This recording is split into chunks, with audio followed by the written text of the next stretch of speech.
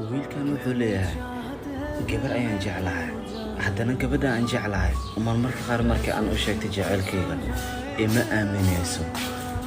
ceyrtire haddana waxaan isdhahaa way ku jeceshahay marmarka kalena waxaan isweydiiyaa qoftaan miyay kuma jecleen marka ceyrtire qoftaan ma ka fogaadaa mise kabtan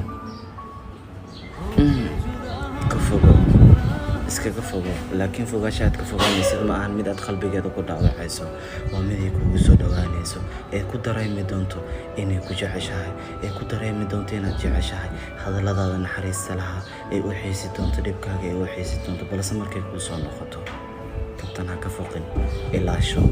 aada umahadsantahay jawaabtaadana halkan kala dhaxba waad ogtihiin asxaabta inaa xasan sooy sharad la galay 2 isbuuc dadkayga waxaan dhahay waxay igu gaarsii doonaan